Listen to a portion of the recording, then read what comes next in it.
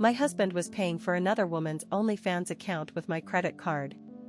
The woman was his coworker Sarah, and I'd been making small talk with her at company parties for 2 years. Let me take you back to how this all started. Mark and I had what everyone called the perfect marriage.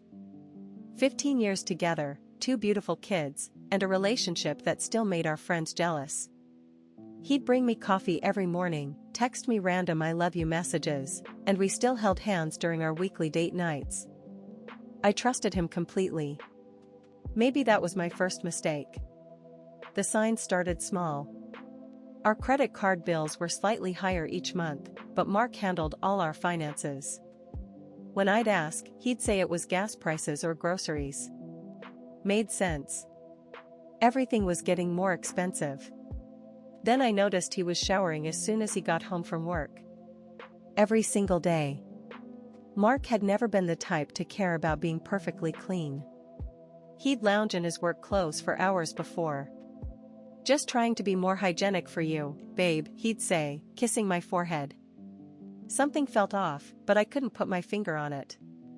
The breaking point came on a random Tuesday. I was looking for my phone charger and grabbed Mark's phone by mistake. The notifications were blowing up. I wasn't trying to snoop, but the screen lit up with a preview that made my blood freeze. Sarah_Goddess22, thanks for the tip, Daddy. Your wife is so lucky, kiss mark. My hand started shaking. Sarah. As in Sarah from his accounting department. Sarah who'd complimented my dress at the Christmas party. Sarah who'd asked about our kids' soccer games. I opened his phone. I knew his passcode, it was our anniversary date. The betrayal hit me in waves. OnlyFans. Venmo. Text messages that made me physically sick. But here's what broke me completely, he wasn't just paying for her content. He was paying with my credit card. The one connected to our joint account. The money I earned from my freelance work was funding his affair. Asterisk, I couldn't breathe. Was this real? Asterisk. But then I saw something that changed everything. The messages weren't just sexual. They were personal. Intimate. She knew details about our marriage, our fights, our bedroom life. He'd been telling her everything. Complaining about me. Sharing our most private moments. Your wife sounds so boring in bed, one of her messages read. Good thing you have me to take care of you properly. His response, she has no idea what she's missing. You're everything she could never be. I ran to the bathroom and threw up. 15 years. 15 years of loving this man, and he was comparing me to a woman who was performing for money. Money that came from my own bank account. But the story gets worse. I decided to do some digging. I created a fake social media account and started following Sarah's public profiles. What I found destroyed me even more than the affair itself. She was posting photos from restaurants Mark and I had been to. Wearing jewelry that looked exactly like pieces he'd bought me for our anniversaries. She'd even posted a photo from our favorite weekend getaway spot with the caption, "Perfect romantic trip with my man." He was recreating our entire relationship with her. The final straw came when I found a video on her OnlyFans. Yes, I subscribed using a different card to see what my money was paying for, where she was wearing my earrings. The diamond studs Mark gave me for my 30th birthday. She was wearing them while doing things I can't even repeat. That's when I realized this wasn't just about sex or money. He was trying to replace me entirely. I could have confronted him. I could have screamed and cried and demanded answers. Instead, I got smart. I took screenshots of everything. The OnlyFans charges, the messages, the photos. Then I called my sister, who's a lawyer, and we crafted a plan. First, I opened my own bank account and moved half our savings. Then I changed the password on the credit card he was using. When the OnlyFans subscription failed to renew, I watched him panic trying to figure out what was wrong.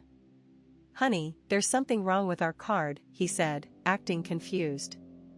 "It got declined for some subscription service I've never heard of." I looked him straight in the eye. "OnlyFans, right? For Sarah_Goddess22? His face went white. No more acting.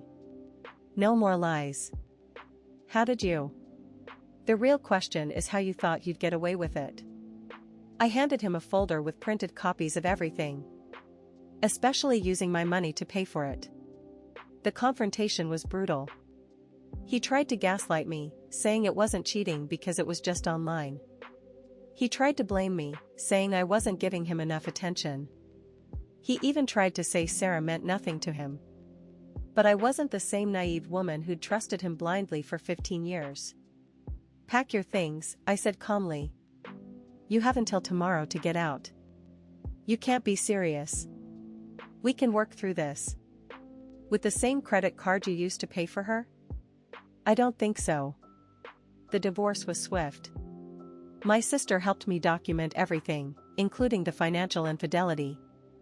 Mark lost the house, pays substantial alimony, and our kids, who I protected from the worst details, split their time between us. But here's the beautiful ending. 6 months later, Sarah blocked him on everything.